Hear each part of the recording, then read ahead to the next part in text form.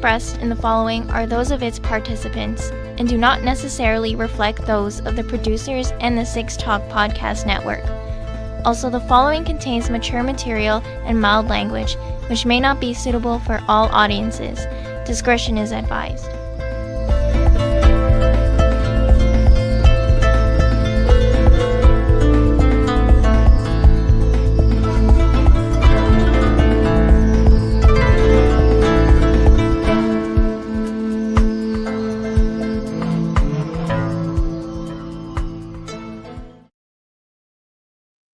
Oh, damn.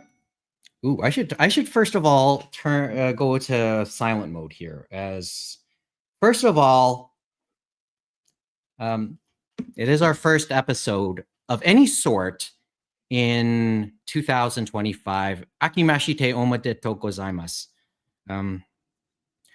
Congratulations on crossing over successfully into the new year. We made it sound like this is going to be a regular episode just now, but really it's just myself and James. And I guess perhaps this is always a good way, like as we start the next phase of all of this. I think James and I just thought it would be a good idea just to test drive doing a live stream again and doing a video version of the podcast again. So here we are with a little bit of new equipment, maybe it's going to be one of those. It's going to be one of those ongoing experiments, I think. And I did promise in 2025 we'd have more of a video component or a visual look. And you'll realize pretty quickly why we have faces for audio. I thought you were going to say voices for radio there, Mike. Oh, yeah, voices for radio. That too. Well, and we'll have the bumps along the way. No kidding. But I thought we have to start somewhere or restart somewhere. And it's been what? It's been 3 years since we attempted doing any sort of video chat and live version since the end of 2021 and when we did the online version of Anime North. So maybe let's start again. And maybe it's appropriate we start all this again with just me and myself and James. So Mike Nicholas here in 6 points, James Austin at his little perch somewhere in Mississauga. Doesn't really want to tell you exactly where in Mississauga. Yeah. And it's sort of the way we restarted the show. It's now almost 7 years ago, I think, when we restarted the show back in 2008 or 2018, more like it. And I guess as we start all of this, we just want to give a little bit of an idea also what we plan now that we've gone into video. I did say I'll start doing a little bit more video game playing on Twitch. It's the big reason I never played any Yakuza games past Kiwami 1. I want to share it with everybody. And eventually I'll get to that. Maybe play something else in the meantime just to experiment before I dive into the Kiwami 2. So, well, what else do we start to want to bring up? The other thing is, the other reason is just myself and James, really. Mohammed, I know, has stuff on the go. Amy, I know, has stuff on the go, I presume. We know specifically what Kevin is up to today. He's at Anime Fiesta, a one-day con out east in Scarborough. That's what he told us, so he wouldn't be able to join us, and probably just as well, although he's probably the best looking of the three of us. The other assignment for everybody else is, at a point, I'm going to ask them to have a webcam and probably a slightly better microphone. So, we can see each other again. Okay. There were things that I know caught our attention, but admittedly, a lot of the headlines that came up in the last week are also things that I know that Amy, Mohammed, and especially Kevin can sink his teeth into. I know one of the talking pieces this week was Cloud9 CEO Takuya Chigura, who heads up the agency that Ado, an up and coming J-pop singer, is with, and he had some very interesting things to say. I want to talk with Kevin more at length on that one, maybe a little later or in the weeks to come. I only learned a little bit about Ado herself, though, through reading this. And in that interview, I know they talk a lot more about where J-pop could be headed in the future and how it stacks up in terms of the rest of Asian pop music. And that's an interesting thing. By the way, I know that there is one person watching in the live stream. I have no clue who you are. But thank you. I just want to acknowledge who's watching, because we're doing this all live. It's either a glitch, Mike, or the algorithm working slowly. Or it's Mohammed. Hey Mo, what's up? Hope your weekend's going well. So that's, and what else is there to mention? That's the big one. I know I really want to get into, and especially, and I know Kevin's more the resident Asian pop music guy. So yeah, seriously, what do you want to talk about, James? Where do we start? Where do we start with this little space heater chat? We got about an hour to chat. Yeah, no, we have a bit we can talk about, and some of it is what's happened during the week, and I guess we could talk about the new season. I saw one show that I decided to watch that had a Kickstarter for it, and I know a lot of people have talked about the Dirty Pair Kickstarter and its foibles, so to speak.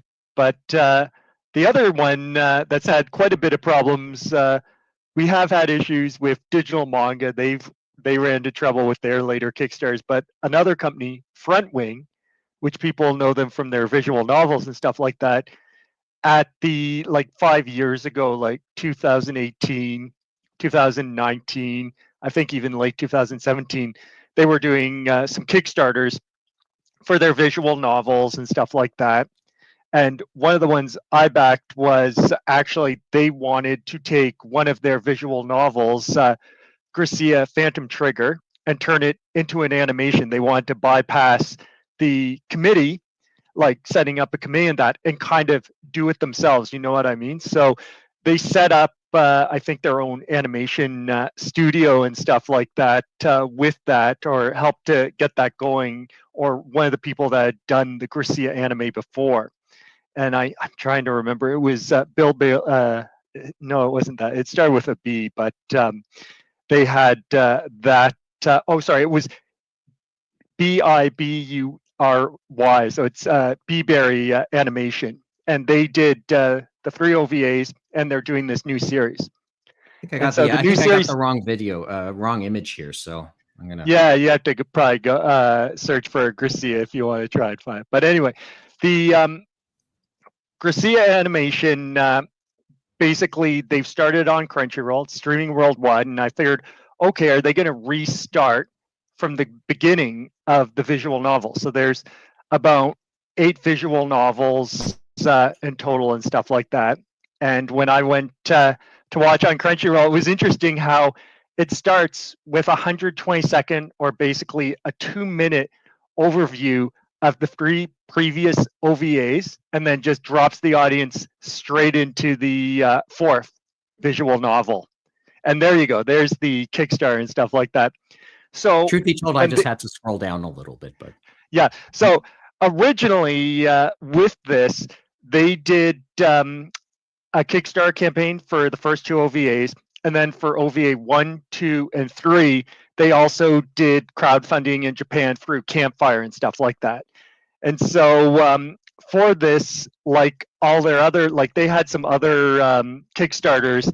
Some of them were basically taking their visual novels they had released on Steam and said, hey, we'll try to do a physical edition. So they tried to do it for Island, for example, and some others, and even for Garcia Phantom Trigger, the actual visual novel, some of them. But a lot of the physical items have never actually yet to be delivered. For example, this one, Garcia Phantom Trigger, the animation, all they've delivered. So we did, if you got your name in the at the end of the credits and stuff like that, it was there. So that was, I guess, nice. And then the other thing is we got the digital subtitle version of it.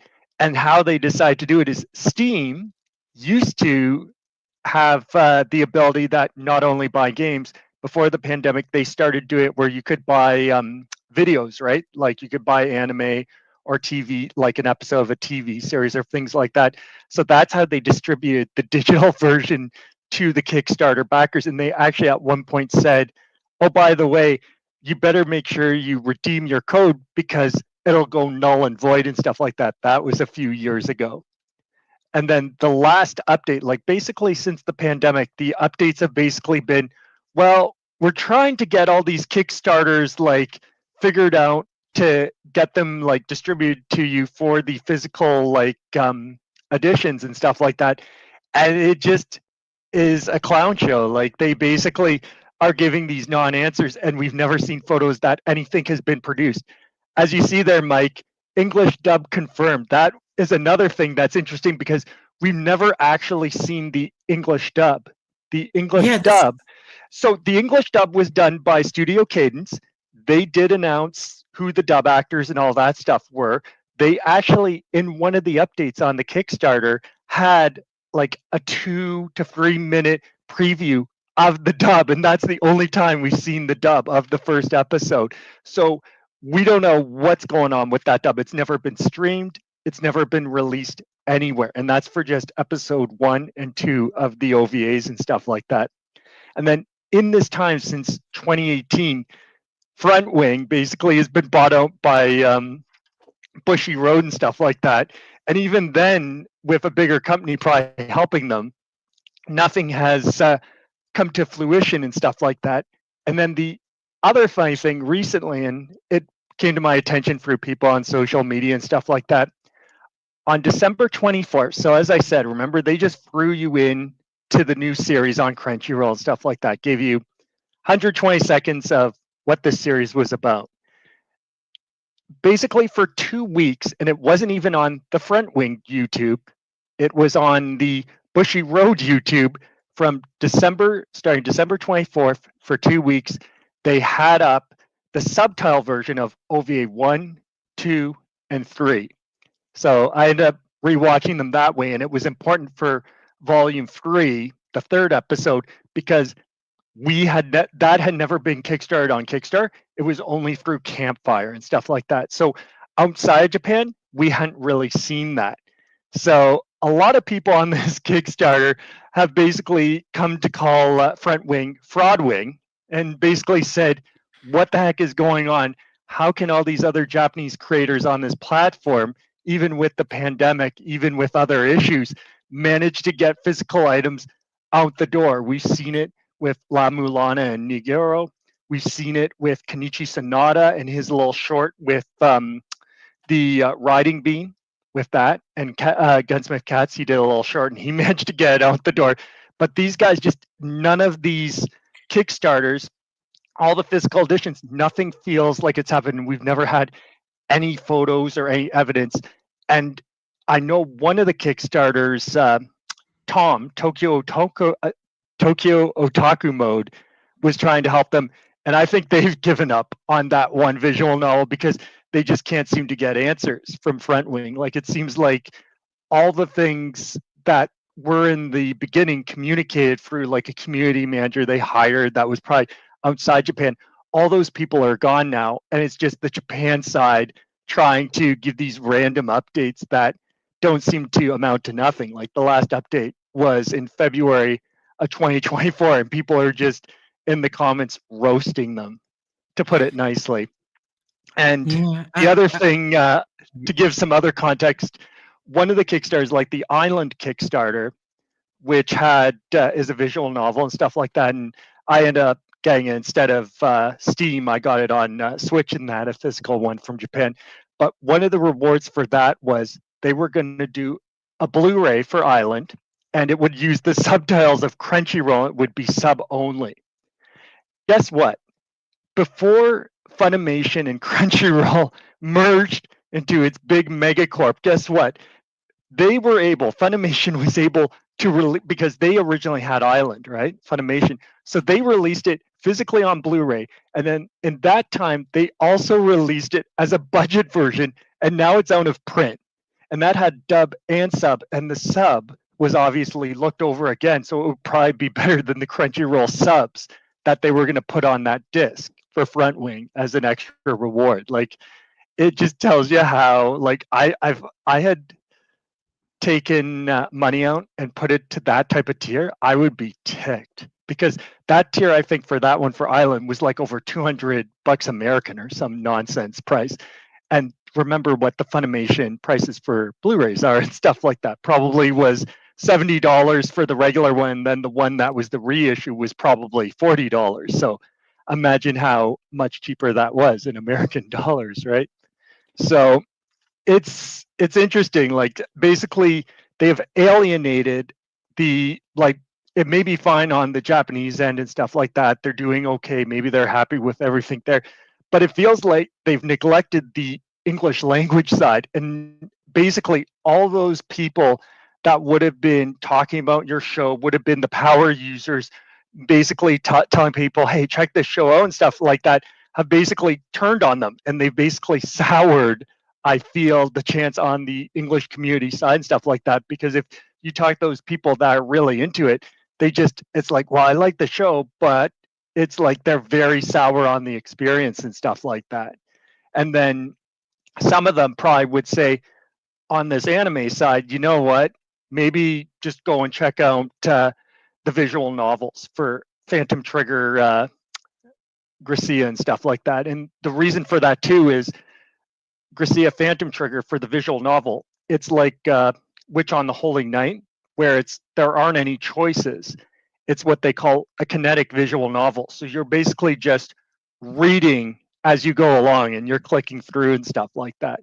And it's obviously it's not as good as if you saw it in the anime and stuff like that, because they did do great animation for the show. Let me tell you that. It was great watching it, and even on YouTube, it was nice to watch the 3 OVAs and stuff like that. But at the end of the day, if you want access, that is probably the best route, is the visual novels, and they're on Steam. They're also on Nintendo Switch and stuff like that. I decided to go Nintendo Switch and got some import physical versions from Japan and stuff like that, because it's nice to play in portable mode and read in portable mode. But the end of the day, it's nice that they did decide to continue on. It's interesting to see how this is going to even perform on Crunchyroll. It's probably not going to get a dub like those first 2 OVAs.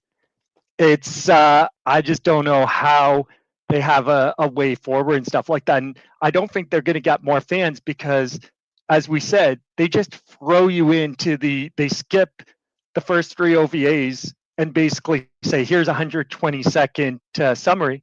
We're just throwing you into the 4th visual novel and stuff like that. And here are the characters, which I don't think makes a new fan want to continue watching after episode 1, right? But all of them, I would say, after 6 years, they have their power users have now dubbed them Fraud Wing instead of Front Wing, and it just leaves you shaking your head. Taste. I mean, it's, well, okay.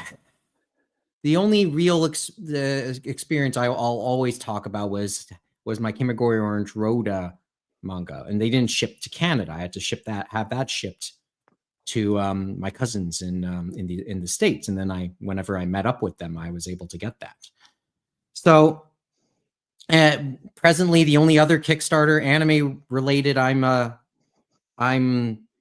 personally doing is the Macross 2 one. We're going to talk a little more Macross later for sure. I know that. And that's the interesting thing, is that we have Anime Ego, and Robert and Natsumi have developed the reputation that, yes, they have that date, and yes, it's probably going to be after the date for them delivering the rewards and stuff like that.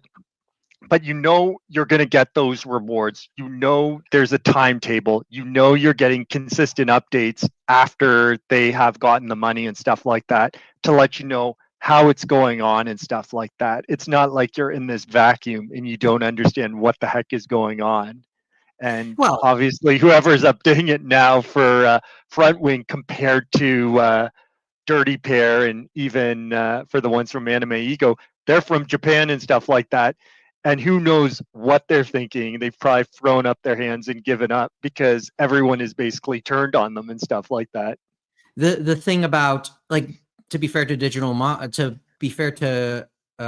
Manga during the Kimagure Orange Road one, they were upfront about Matsumoto Izumi's condition. Obviously, he died a few years later. In the case of Animigo, this is sort of the MO with Animigo too, right? The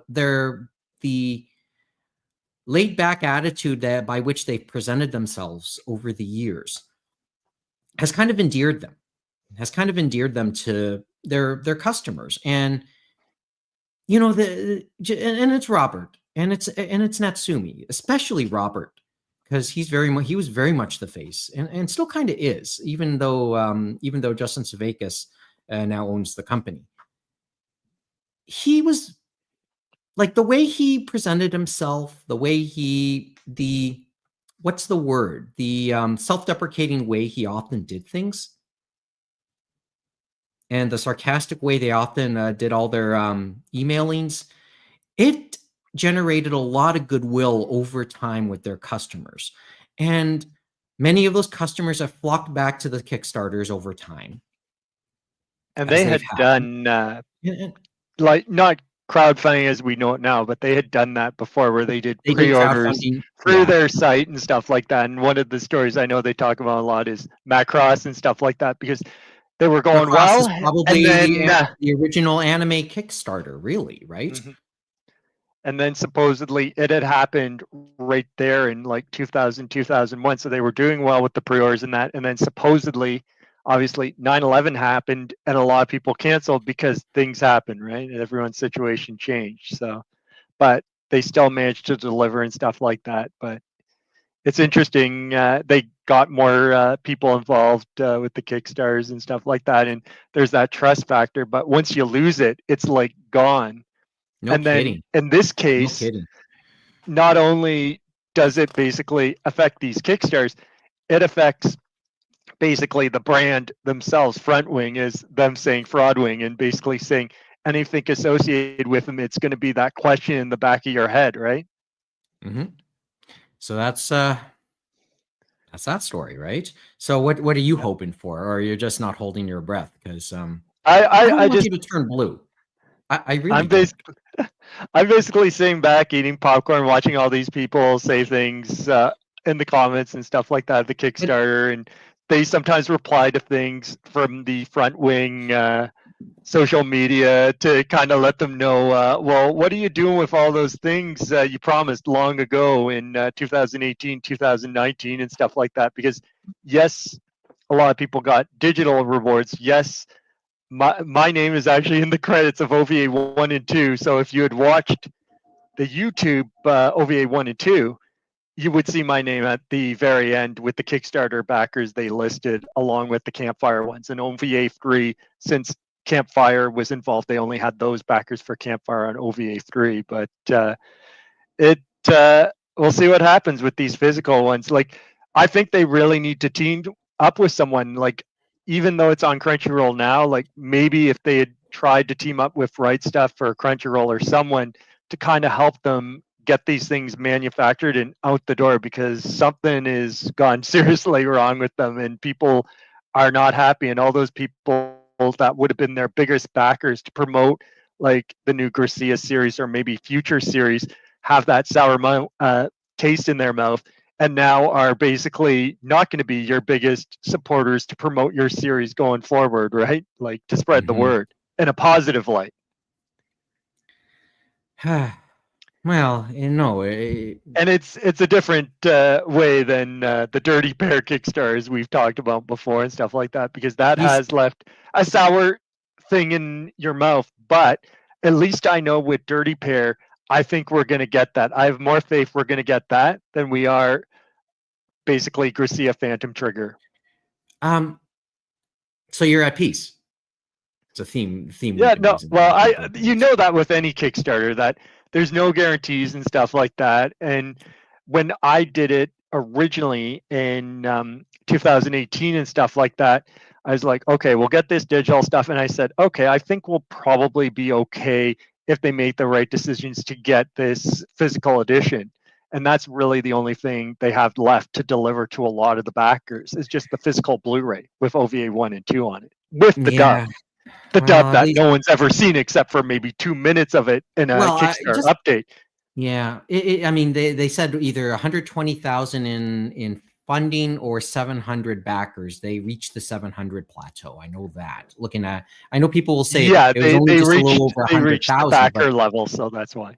and that was So they spent this and I money guess, on a dub that's not going to see the light of day and stuff like that unless they do something with OVA 1, 2, and 3, like maybe put it on Crunchyroll with the series and stuff like that, and maybe allow the dub of 1 and 2 to show up and stuff like that. it's Kickstarter. I mean, I'm trying to remember how many I funded over the years and never got anything. 1, 2. I can think of maybe at least 4 off the top of my head. At least 4 myself when I was into doing those things. Right. Yeah, there's a few here and there where you give a little bit.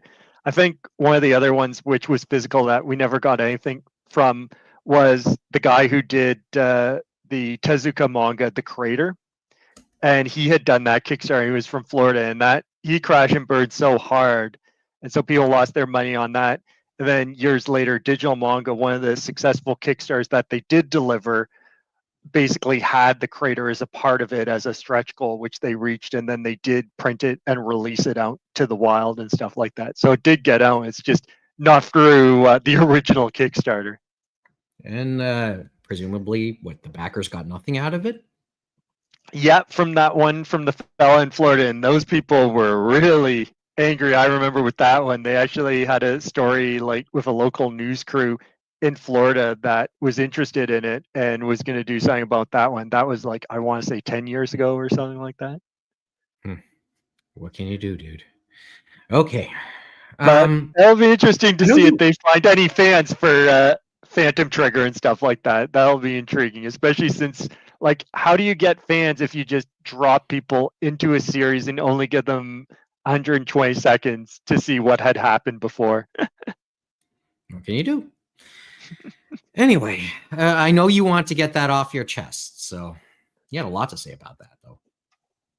Well, there was actually a lot with that. Like, it's so weird, all the twists and turns, like even Front Wing not being their own company anymore, that basically Bushy Road has bought them up a few years ago, and it's still an issue and stuff like that. Well, like, you figured someone could help them, but nothing, no breaks. Nope, none whatsoever. But hey, keep me informed. Keep me informed on this one. I'm not expecting too much, to be honest, the way you've termed it. Yeah, well, the last update, as I said, was in February 2024. So maybe if they get off their bums, they might be able to get one next month in a year. You know what I mean? After a year of waiting. Oh, yeah. The anniversary. Sure. Why not? Anyway. Okay. But you know how it is for the beginning of the years. They like to say everyone in a few industries are going to Las Vegas for CES and stuff like that. So you never know what announcements are going to come out of there, right? Always good with the segues, as usual, James. Okay, well, I know most people were talking about Switch 2 and stuff like that. That was obviously the big thing from CES, and people showing molds and all this other stuff, and that is intriguing and stuff like that. We'll see what happens when they announce it later, but for our show, it was interesting enough that there were some interesting announcements from Sony, from Crunchyroll, and then even on the tech side, there was some interesting ones from VLC and stuff like that, the company that does VLC, because they were looking at subtitling for your videos that you have on your computer, but instead of it being an online platform, they're going to somehow use AI from your computer to translate your videos automatically offline, which who knows how that's going to turn out, because we've seen how that's worked in the online sphere and stuff like that, and even on YouTube and other platforms, how they've tried to put it in there. And success is, how do you put it, minimal. Is that the one you want to focus there for a couple minutes? Like on Well, the VLC it's one? interesting. It's interesting and stuff like that, because we have talked about it before, I think more in the manga side, so to speak. And it is interesting that they have all this content, right? On the anime side, on the manga side, and they want to get it over. And the problem is also, it just is way too much content to get over and to try to actually get enough people to properly, you know what I mean, localize it and subtitle it and dub it and do whatever, depending on the series and depending on how far they want to go. So a lot of them, as we saw on the manga side, have been looking at AI translation, and we've seen that your mileage may vary greatly, as we've seen with that. And now, obviously, we know it's going to come to video at some point. We've seen it in different forms, but now this is another form we're seeing in CES Las Vegas with VLC and Videoland, and how they're going to try to do their version of it, but it's basically going to be open source AI models running on your machine and stuff like that, as they said, working offline, which is a different component to what we've never seen really before. It's mostly been involving being online and stuff like that. And it's been different platforms have tried their hand at it and are probably still trying their hand at it with YouTube and other video sites. Yeah, well, I mean, I remember the days where you could, make your own timed subs and be able to put them in as files on videos, and then you can send those out with fan subs or with blank, with raw video. So this is an interesting step. We've had a long conversation about translations in the past. So, and as we said, the nuance is going to be the hardest part. As we know, nuance is the hardest part, and that's the human aspect. And can these, like, AI algorithms, can these machines and stuff like that pick that up? And a lot of the time the answer is no, they cannot do that. So it's going to be interesting, because people keep trying and trying, and you never know, sooner or later maybe one of them gets lucky, right? But I'm not too sure about that. Well, because you still need that human touch, right? That's what the translators out there will always say, and I'm not to disagree. I don't generally disagree with that sentiment. However, where some of our fandom could be too. They'll probably they probably don't want that context, that feeling. They just want that literal translation. But remember what I've always said about translations. It's not about word. It's more than just word for word. It's context and what it leaves you feeling when you hear a phrase when it's spoken, or when you hear the proper tone given. So your one for one isn't just in words. It's in impressions. It's in feelings.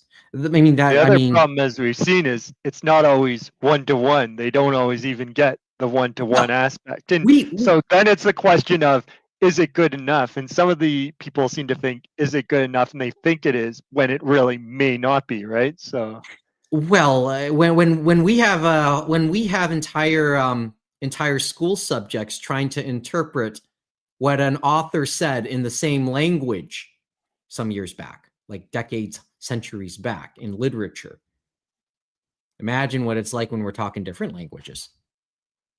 So, okay. I mean, the techie side of me is fascinated as to eventually see what will happen, but it's an interesting development. So maybe not so surprising, considering all the talk with things like it kind of brings together two things that we have talked about in recent years on the podcast: translations and AI. So it'll be interesting to see where it goes and stuff like that, because, as we said, it's a dime a dozen with AI stories and all this stuff. But is another stone on the road that looked intriguing to keep an eye on, because you never know where these things can go, because it could turn into nothing. It might turn into something years from now, right? Yeah. Okay, so should we go back to our favorite whipping boy topic, Crunchyroll, for a couple minutes? Yeah, supposedly they need to figure out a way for people to upgrade their subscriptions, or so they said on Monday at CES. So they were talking about launching a manga app later this year in English in the United States and Canada.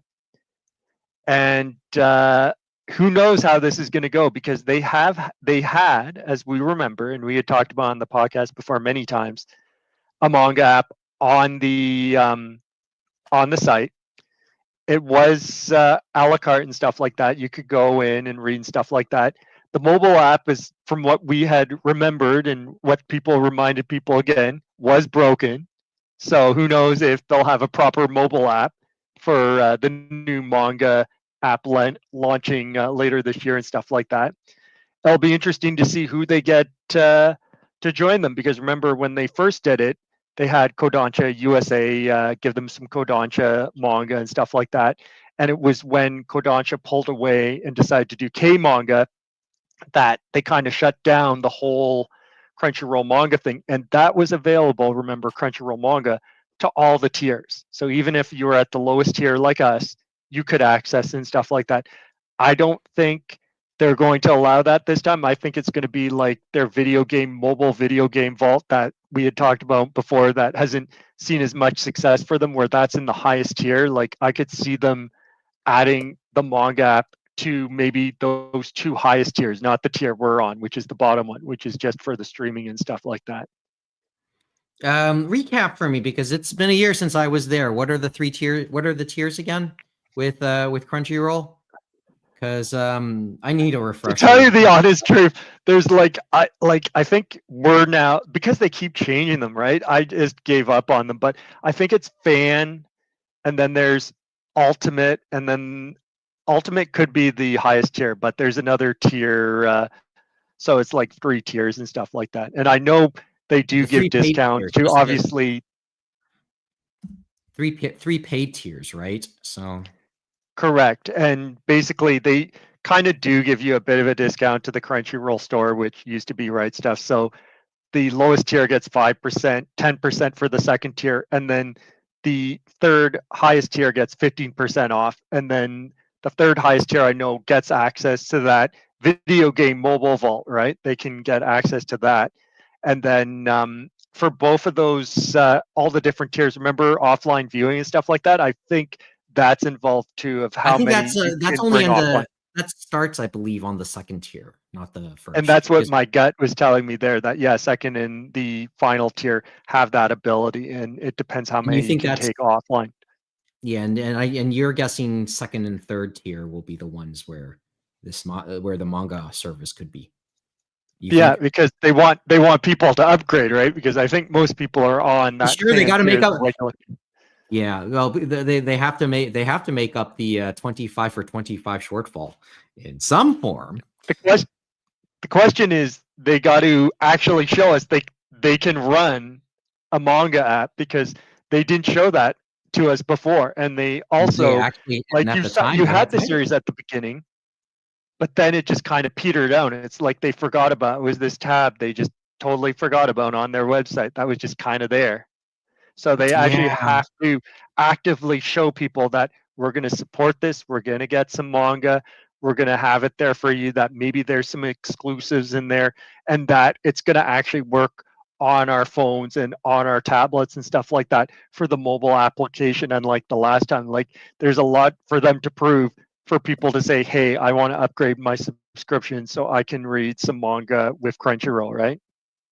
And I'm not sure if they can do it, considering how they launched the video game vault for the highest tier, which people said it kind of didn't work out as well as they had hoped, right? As we heard from that one article we had talked about in one of the previous episodes. Yes, and maybe maybe the attempt and the announcement of this attempt makes sense. I mean, we should have seen that coming when we were talking about their increased stake, or their what is it? Their high stake, I guess now in their highest control, Katakawa. their highest stake in Katakawa. Or what's the phrase? Highest major stake, right? So maybe it makes sense. We should have seen that. I mean, we tried to speculate. Okay, what will they do with some of the publishing parts? Because they don't really Well, have. obviously, they don't have control and stuff like that, as we said, but they have this business relationship and this synergy and stuff that they're going to be working together in this like relationship. And that does make sense, where it's like, obviously they want the content. They don't want to actually be releasing the physical manga, the physical light novels and stuff like that. But they're interested in saying, hey, we could take that content and then bring it over to our digital platform and do it digitally and stuff like that. And so that probably was an inroad there. Yeah, I mean, it's all always about getting inside track anyway, considering, well, as we mentioned a couple weeks ago, competition for anime content has become a little bit more fierce. And go ahead. I was thinking, like, the other thing is, depending on how they do it, yeah, you're going to want some series that and stuff like that, and some of them may already be on Crunchyroll. But it'll be interesting to see later on, do they start to go after some of those series they think will be hot, and they think, hey, we want to be on that committee to then get it out as an anime on our platform, right? And you never know. We could see that if they get it right. Yeah, but kind of yeah. Hopefully, maybe second time's a charm in this case, right? Hopefully, second time will be a charm. But hey, who knows? And look at that, Mike. I was going to say we have a new follower, so that is let's acknowledge. Right there. Let's acknowledge Hina Mizawa victim. You sure we're not somebody we know already? Because we've only had friends come and watch anything we've ever done, whether it's online. I think given the image, you can probably have a good idea of who it may be. Who's your guess? Yeah, you're right. The image is familiar. Oh, it's not Kevin. It's Please Kevin? Teacher. Yes, it would be Kevin. It's Kevin. Where the hell is he from? Oh, he's going to an anime con and took a minute out of his time to listen to us and take out his data from his data plan. Well, hope things are. If it is you, Kevin, I hope the show there is going okay today. Well, given When They Cry and the fact that it has Please Teacher, I think we're on the right track on that one.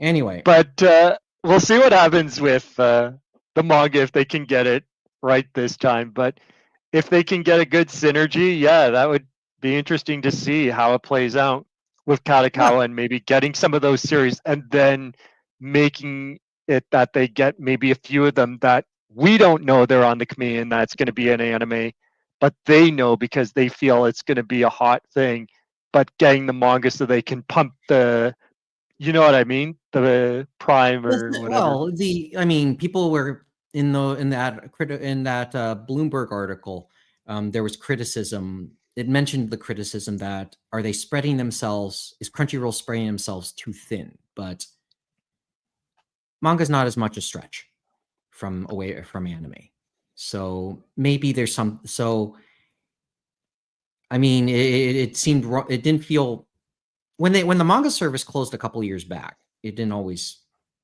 If there was one thing that was going to close, maybe well, as I said, the manga feels a little bit more to the core, right? Not so much. I'm not totally so sure about the other things, but this feels a little bit more to the core. So, and they need some good press. Yeah, Crunchyroll. You actively got to support it and stuff like that. You can't just hang on the vine, and that's why the first one closed. Mm-hmm. That's what happened. Well, and then of course, how many are going to wish for its failure as well? On the topic of this should be an easy putt for them to get in the hole, so to speak, if they get it right. But you never know. Companies, it looks like a slam dunk, and it backfires in their face, right? So we'll see how it goes with Mhm. new Crunchyroll manga, right? And Yeah, see people if are they can. cheering for both outcomes, though. A lot of people Yeah. will be cheering for either outcome. So I could almost say 50-50. All right.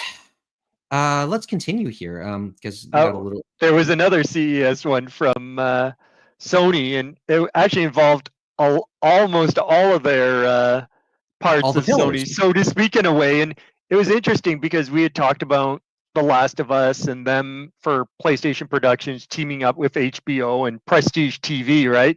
And I would have thought this Ghost of Tsushima would have actually been one of the ones they would have wanted to say, hey, let's make this a live action, let's make it prestige, let's go to HBO, and they could have done something interesting. But they announced this week at CS, as you can see. Ghost of Tsushima Legends is an anime series that they're going to make, and it's going to be Crunchyroll, Aniplex, Sony Music, and PlayStation Productions together collaborating to make this anime to premiere it in 2027. And it's not going to be some sort of clip show like we've seen with Batman, with Halo, and some of those others. You know what I mean? Where they got animation auteurs to do their take on the character and stuff like that. It sounds like it's going to be this is an anime series, and it may be about what we've seen before, but it may be something completely different. But maybe it is completely different because it says Legends, right? Like, So you think it's a new plot? Nothing. I it get to could be play. new. Like, it's hard to say. Like, we don't know anything about it yet, but we'll see what happens. So we know we have the original Ghost of Tsushima, then the new one that they're working on now, Ghost of Yotai, and Mhm. then Sequel. maybe by the time Yotai, because I'm not sure, maybe it'll come out in 2026. We'll see what happens, but you never know with delays and things like that. This anime and the next game could come out at the same time. You never know. Hmm. Who knows, right? But Uh, they have done stuff, obviously. Now, it wasn't their property per se, but remember there was Near Autonoma and stuff like that, that it got turned into an anime and stuff like that. So it seems like obviously you'd want to dip into some of their own properties and things like that. And PlayStation Productions is involved, and they're the arm that's trying to get those games made into like something else, whether it be anime, whether it be live action for either whether it's movies or TV or something. TV or movies, right? And it's like we've always said, Sony has a bunch of IP, and it's not bad IP. Just gotta, you know, Uncharted, Last of Us, Ghost of Tsushima. And Uncharted, I think they're trying to turn into a live action through the movie sphere and stuff like that. So they've tried different things. So it's interesting that for Ghost of Tsushima, they're going to go the animation route. And it seems like all their parts are going to probably be working, or most of their parts of Sony are going to be working on, because we got Crunchyroll, we got Aniplex, we got Sony Music, we got PlayStation Productions, which is the video game side and stuff like that.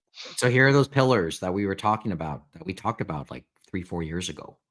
Because yeah, remember we were talking about how A they little were working all independently, and now it's like, well, what happens if we can get them to all kind of work together and stuff like that, and see, and we're starting to see some of that more, and we'll see how that works out in the future. Mm-hmm. So there's Ghost of Tsushima. Have you played the game? Have you Yeah, played the no, it game? was good. Yeah, I played the I game. haven't played. I got the PS5 version and stuff like that. I wait for the PS5, and it is quite an incredible thing. And like the other thing is, yeah, you can play it just as it normally is, but then there's like I want to say the black and white mode and stuff like that, kind I of have like a a copy of the Kurosawa director's. movie. You know what I mean? Like something like that, and that's incredible to play it a bit like that as well. I have a copy of the director's cut sitting here, and I just, as I said, I haven't given myself the time to really play. So And I love a then, little bit, as we and said, a that's lot of one of the things. people in Japan really enjoyed it and said, this is really great. And we're really impressed with what Sucker Punch had been able to produce and stuff like that, because it's that thing of, oh, it's almost something our native home would produce. And that's a great compliment, right? And other It people is. have had that come in their face. I know Ubisoft in recent days and recent months has had that issue with the new Assassin's Creed game and stuff like that, Assassin's Creed Shadows, and we'll see how that plans out or pans out on that one, which is coming out in March. But I'm not sure because they've had so many roadblocks in the opposite directions of Ghosts of Tsushima because both of them are set in historic Japan. You know what I mean? Yeah. I guess I'll give it. I have to give myself time to play. That's really it is. Really what it is. Okay. Well, okay. So we just finished up talking about an electronics convention out in Las Vegas. You want to start? You want to end by coming close to home again? Oh, we can, of course. It's going to be interesting. I know you had, we'll talk about the home one, I guess, last, but I know you sent me an interesting, or some of us, an interesting link yesterday about, I guess, do we want to call it a new Toronto Con for 2025? I thought we'd go to that one second. Oh, you thought you'd go to that second? You want Yeah. to talk about the one It's- that sponsors us, Anime North, huh? Sponsors to say we get money. It's a fan-run show. Nobody makes money there. Yeah, well, of course, that's another discussion altogether, right? But Anime North 2025, we know when it is. We always know when Anime North is. It's always the Memorial Day weekend every year, and we know that a lot of those weekend passes go very quick and stuff like that. And those passes for Anime North, they started to go on sale yesterday on Saturday, January 11th at 10 a.m. Eastern. And it's been a while since some of us buy passes, but it's interesting that they had 2,500 early bird weekend passes. Those all sold out by the afternoon, so they're no longer available. But they didn't seem too bad for those early birds. 2,500 people got it at $60 Canadian plus fees and stuff like that. And I remember way back when I went, I think it was like $50 for the weekend, and that was all in. It's yeah. I mean, And I think it's I 70 wonder regular is what they're saying after that. So not horrible. Look, I wonder how long it took. I wonder how long it really did take, and how it for all those passes to go, and if it's a record for all of them going. Although, and we'll ask Chris sometime. I guess we'll ask Chris Nabelsky at some point. I think it's probably about the same because they probably go very quick every year. Because remember, Anime North has been going on for a very long time, so it's a well-oiled machine, and that's one part of the well-oiled machine. So they know that you know what certain my people answer are going to come back again and again, right? Because we're coming to see people we may see only once a year, the camaraderie ship, and some people come for the guests. Some people like there's so many reasons you can come to Anime North, as we know. So a lot of people, I think the price is still worth it, whether you paid $60 or $70 or whatever, or got one of the single day passes, because I think weekend passes usually will sell out closer to the con, and then as we know, the single day passes Saturday usually sells out. I know Sells out closer first. to the con before, but sometimes you might be able to get in on and Friday then or Saturday, Sunday. And then the last of those weekend passes are usually transferred. Well, you know the story. The thing is, the punchline in all of this early pre-reg is probably going to happen. It's tomorrow, isn't it? The hotels go up tomorrow. Yeah, so they said at 9 a.m. tomorrow, the hotels go up, and they said, here's the portal. You go to this portal, and then you go to whichever hotel you want to and they give you an idea of what the fees and all that are going to be for the different hotels and how far away they are from Anime North. But we'll see if this one works out, because I know they've done it at noon hour. I know they've done it randomly where no one knew when it was going to show up, and it showed up, and then obviously all hell broke loose. But we'll see if a story. The hotels are always a story. What was the record? How long did it take for the hotels to go last year and the year before? Like, what's the over under on that, and what's the over under on, well, the complaints? Whatever your guess is on how many people will complain, take the over anyway. That's probably, and well, you said on the topic of well-oiled machines, how much of that was always in AN's own hands, right? So I think we know, it's going to be rough goings, especially for that scramble to get hotel rooms anywhere within walking distance of the AN compound, as I like to call it. So it's going to be interesting because obviously we know it's probably going to be gone very quickly. We know that it's 9 a.m. We know basically people are going to be trying to click through, and do they have the systems to handle it for the hotels and stuff like that? Because I'm guessing a lot of that is on their end. So it's tough on both sides and stuff like that. And I don't think they've quite got, it doesn't feel like they've quite got right every single year. Something always happens, right? And it's never in the good realm. Nope. So they keep trying, but one day they'll get it right, right? Amy, if you hear this, let me hear about your experience. I know you'll try to get a. I think when in doubt, go Airbnb. You can pay even more to them, right? Yeah, check the going rates. Okay. I don't know. Like I'd be intrigued to see for Anime North how that affects a certain like area, right, around the compound, so to speak, for Airbnbs. If how it compared to the hotels and stuff like that. There are some residences within a 20-minute walk, I guess, from the compound. But I think most of them would be driving distance, unfortunately. So that's probably what would affect people, obviously. I mean, when Jesse came to AN, pre-pandemic, some years back, I think it was in 2019. That's what it was, right? He took out an Airbnb, couldn't get a hotel at the time, but mileage varies. And that's what. But we're also learning now. Okay, we shouldn't be surprised to know about this. This is the one we wanted. The other thing we want to talk about. As pre-reg opened up at Anime North, we knew. Well, most of us knew this would happen sooner or later, right?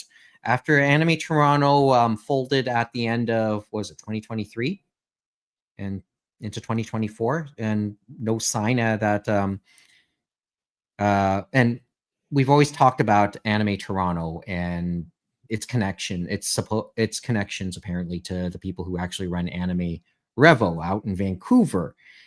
When the announcement was made that Anime Toronto was not happening and that the organizing, that there was some fractures within that organization, and that the Anime Revo component decided to leave it, the announcement at the time was they intended to bring the Anime Revolution branding into Toronto at some point.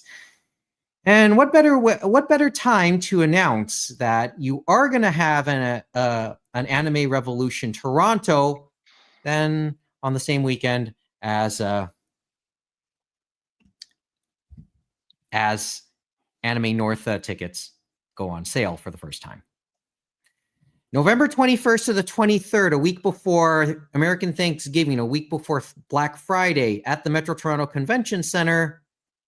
Yep, Anime Revolution Toronto is now set for the North Wing, basically the same area again as and it's probably going to have the exact same setup and stuff like that, because we've seen the layout from their Vancouver shows, and it was a similar layout they used for Anime Toronto and stuff like that. So definitely Anime Revo helped them on that end, and with their ticket pricing, which was similar scheme. And we're seeing the same thing here for for Anime Revo Toronto and stuff like that. So if you go, you can buy tickets now.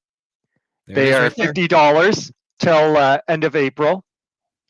And then, of course, we have the special expensive passes if you really want to ignite your passion, as they say. That's a good one. Yeah. Well, that's what they said on their site, so we're just saying it how they say it. But it's obviously they talk about express lines. You know what's funny? They talk about express lines. They don't say anything about the autograph lines. But obviously they get express line privilege for the autograph lines, I'm sure, too, for those premium pass holders.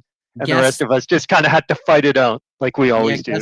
Guests to be announced, right? Guests to be announced. But something to look forward to. Go ahead. Go ahead. Like all of them, basically, as you said, it's just them saying, hey, we're going to be here in Toronto. They wanted to be here in Toronto. Give everyone a heads up. They gave us, obviously, till end of April, and obviously they're probably going to announce one guest before then so that people can make up their mind either way.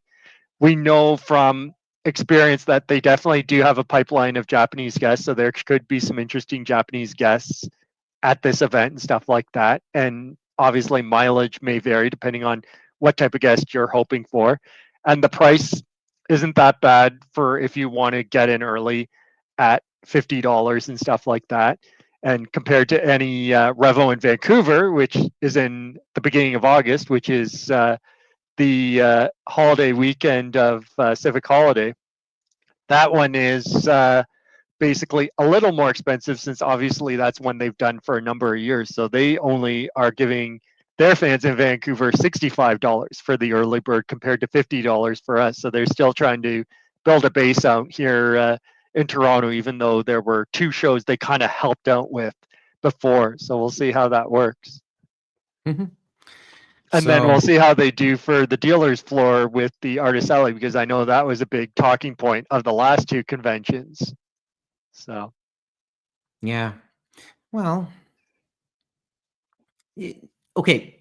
Quickly on the date, November 21st to 23rd.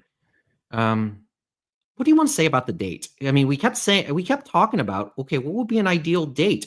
Because the first two incarnations, the first two attempts from anybody in this group, IFF, Anime Toronto, those happened during major holidays. I think the Easter holiday during the first go around in 2019, 2023. Yep. It was Thanksgiving Easter weekend. holiday. Yep. Or was it either Thanksgiving weekend? No, it wasn't Thanksgiving weekend. It was the Nope, week after. It was the week after Fan Expo. Yeah. So basically, the first one was an Easter weekend, and the second one that after the pandemic was Labor Day weekend after Anime Expo, as you said.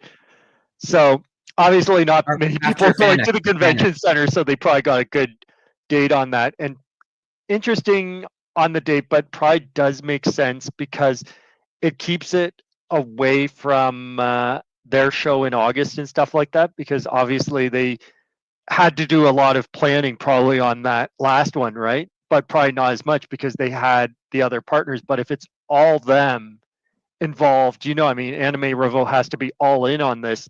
They probably got to make sure that, okay, we want to get our Vancouver show done, but we also want to get our Toronto show done. So you don't want them too close together so that they don't exhaust their staff out, right?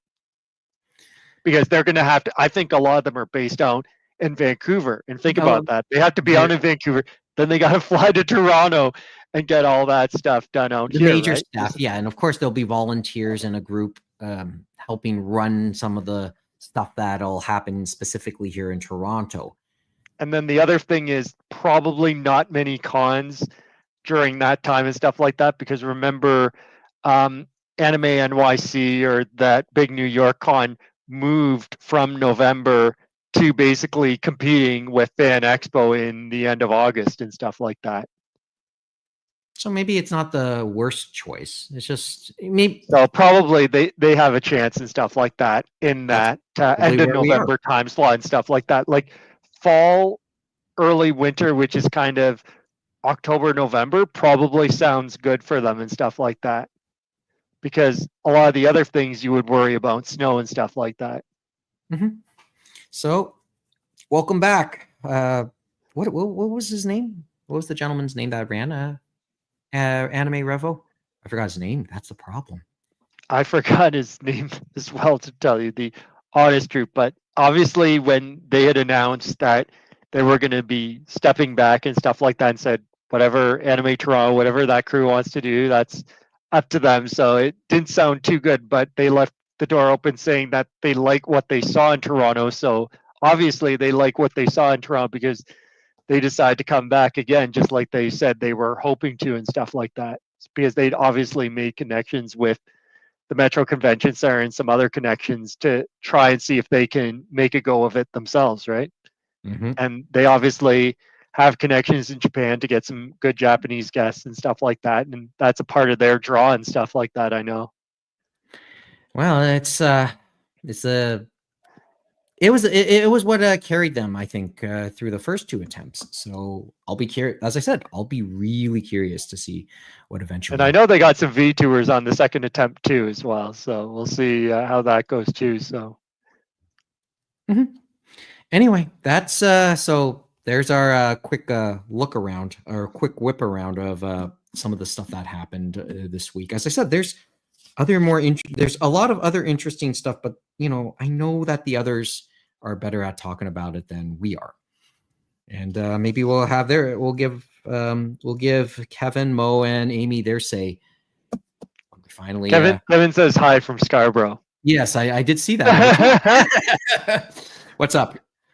Well, not from Hinamazawa, but from Scarborough. Yeah, and it's not 1984. Is it? Where's that coming from? Anyway, that's when They Cry actually took place. Oh, he's a Hinamazawa victim. Good reference. Anyway, I think that's about it. How did the experiment go? How did the first experiment in a few years go, James? Do you think it went okay? Yeah, it probably went okay and stuff like that. We'll see how it goes. Well, here's the thing. Was it now 7 years ago when we restarted? When we came back? When we restarted, it still sticks in my head what you said as we started version 2. Just said, let's just hit the record button. Let's see what comes out. Right? What's there right now is we're still trying to figure out our own way around. But also, admittedly, we never really tried too hard to really make the show any more, get a larger listenership, larger viewership. We never really pushed the show really hard on the socials. We're going to try a little bit more. But we're, the story. We are who we are. We are where we are right now. Lots has happened over time, and a lot more people are in the content creation, are in the social sphere, whatever the terms you want to use, and have handled it better, and really know their way around. I mean, it's good to be young, isn't it? I mean, I know you're younger than me, but James, but everybody else who does this type of stuff, good on you. I'm envious, and maybe I want to learn a little bit more from you. But we have to start somewhere, right? So glad to finally be on the visuals again. Hope whoever's watching here, the couple of people who have come in and out of watching the stream, thanks for doing so. We're at this point anyway, since there's so few people who will be watching. I'll probably acknowledge every person who comes to watch as we're taping, or as we're streaming, or as we're recording, or doing anything. So thank you for saying something in the chat. But in any event, you know where to find anyone who's listening, or anyone who's listened or watching. Here's where you find us. We're ultimately not hard to find. AnimeRoundtable.com. For now, it's a Linktree page. It's a landing page. It'll give you our links to just about anything else. If you found us on Twitch, you already know where to find us, at least there. But in any event, easily on the socials, Twitter, Instagram, TikTok. I know that's an old one. I'll edit it. We're on Blue Sky now at Anime Roundtable as well. But we're off and running, and hopefully next time we'll talk with I'll talk with Kevin, who says he couldn't record, so he was watching. Thanks, Kevin. Knew it was you. We knew all along. Figured. Amy, Mo, hopefully we'll get the chance to talk with them in a bit. But beyond that, this is a podcast. Someone doesn't want you to acknowledge them. Oh yeah. Okay, how do I pronounce that? Mahara Jamid. Is that how I pronounce it? Thanks for tuning in. Well, the thing is, I can only acknowledge anybody who's. I can only acknowledge those who actually say something in the chat. So thanks for saying something. So well, to everybody who did tune in, thanks. And we're off and running. We'll do this again pretty soon. Just trust me on this. And Kevin, see, 2025, we did do something on the stream. Talk to you later.